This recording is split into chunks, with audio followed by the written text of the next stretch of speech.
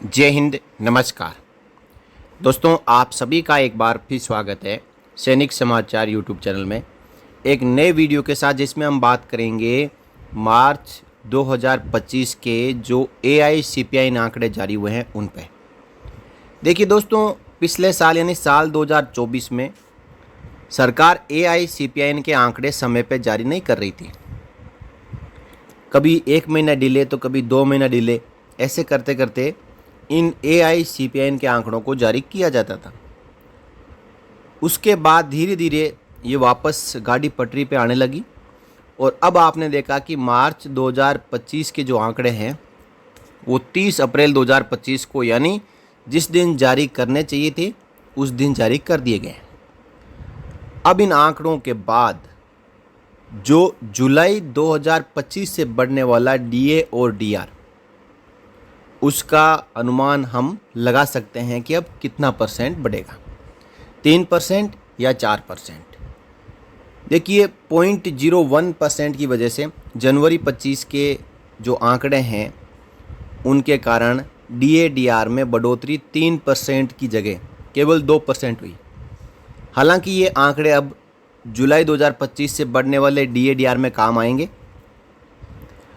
तो आप अपनी स्क्रीन पर देख पा रहे हैं मार्च 2025 के consumer price index for IW, जिसमें जो आंकड़े निकल के आए हैं वो 0.2 बढ़ोतरी के साथ अब जो आंकड़े हैं CPI IW के वो 143.0 हो चुके हैं।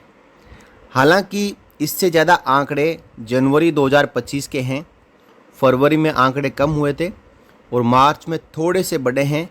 फिर भी ये आंकड़े जनवरी 25 के CPI IW आंकड़ों को पार नहीं कर पाए। और जो YOY है, inflation for the month of March 2025, वो 2.95% हुआ है। यानी जो महंगाई है वो केवल लगभग 3% ही है, जो कि मार्च 2024 में 4.20% थी। इसका मतलब ये कंफर्म है कि जिस प्रकार DA DR के आंकड़े पिछले साल बढ़े थे उतने इस साल नहीं बढ़ेंगे, क्योंकि यहाँ पे सरकार जो महंगाई है वो 2.95% ही बता रही है। ये आप देख सकते हैं YOY यानी year on year inflation based on CPI IW general, जिसमें यहाँ पे मार्च में 2.95% है। इसी प्रकार जो फरवरी और मार्च 2025 के आंकड़ों का कंपैरिजन देखा जाए तो यहाँ पे जो मेनली 6 टाइप के ग्रुप्स है उनमें फूड एंड बेवरेजेज में 146.8 की जगह मार्च में कम हुआ है। पान सुपारी तंबाकू में थोड़ी सी बढ़ोतरी हुई है। क्लोथिंग एंड फुटवेयर में बढ़ोतरी हुई है। हाउसिंग में कोई चेंजेस नहीं हुआ है। फ्यूल एंड लाइट में बराबर रहा है।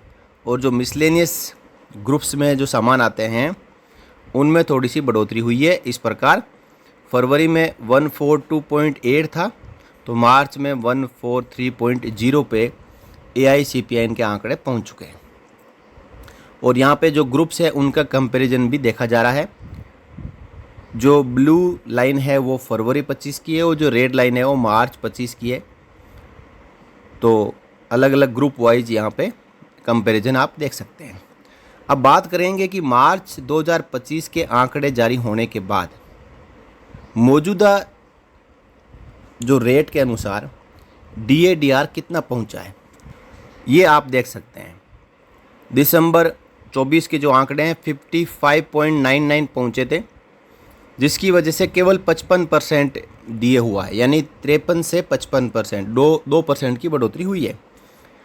अब जनवरी 25 में ये आंकड़े कम हुए, 143.7 से 143.2 हुए, जिसकी वजह से 56.39 पे DA DR के आंकड़े पहुँचे।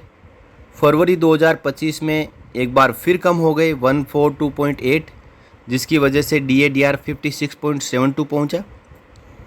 लेकिन मार्च में फरवरी की तुलना में आंकड़े में 0.2% की बढ़ोतरी हुई है और अब ये 143 पे पहुंच चुका है, जिससे कि 57.09 यानी 55 में 2% की बढ़ोतरी यहाँ पे मार्च 25 तक साफ साफ नज़र आ रही है। और अप्रैल में यदि 0.3 की ही बढ़ोतरी माने तो ये हो जाएंगे 57.45, और मई में 143.9 माने तो ये हो जाएंगे 57.82, और जून 25 में 144 माने तो ये 58% को क्रॉस कर जाएंगे।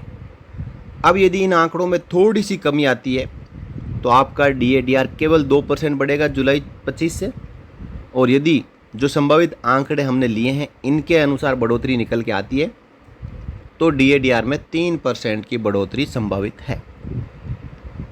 अब दोस्तों ये लगभग कन्फर्म है कि 4% DADR जुलाई 25 से भी बढ़ने वाला नहीं है, या तो 2% या फिर 3%। और ये आंकड़े बहुत ही महत्वपूर्ण आंकड़े हैं। ये आंकड़े 8वें वेतन आयोग के फिटमेंट फैक्टर को तय करने वाले आंकड़े हैं।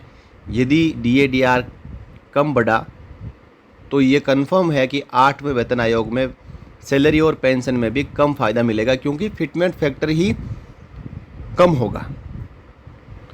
तो दोस्तों अब आप बताएं कि जुलाई 25 से DADR में कितने % की बढ़ोतरी हो सकती है। साथ ही साथ जो आंकड़े यहाँ पे मार्च 25 के आए हैं इनको लेकर मैंने आपको ये जानकारी दी है। वो आपको जानकारी अच्छी लगी हो तो वीडियो को लाइक और शेयर करें, और साथ ही साथ आगे भी अपडेट पाते रहने के लिए आप चैनल को सब्सक्राइब जरूर करें। फिर मिलेंगे अगले वीडियो में, तब तक के लिए जय हिंद, जय Bharat, Vande Mataram. For more updates, subscribe to our channel and enjoy watching the videos.